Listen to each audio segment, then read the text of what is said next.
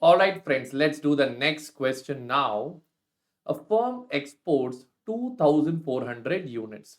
So, as we always do, working note number 1, basic data. Point number A, units exported is 2,400 units. All right. The price is changing from 485.44 to 483.09. Friends, you have a similar question like this in the concept of transaction exposure. Okay. So, price change in percentage.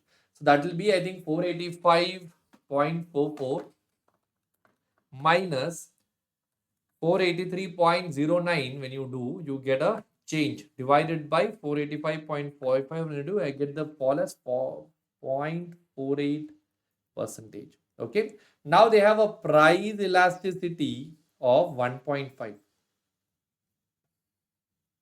So that means, what do you mean by this? This means if there is a change of 0.48 percentage in the price, demand will change by this into 1.5. That is percentage change in demand will be 0.72 percentage. Everybody clear with this part? So the new sales volume would be 2,400 plus 0.72 percentage.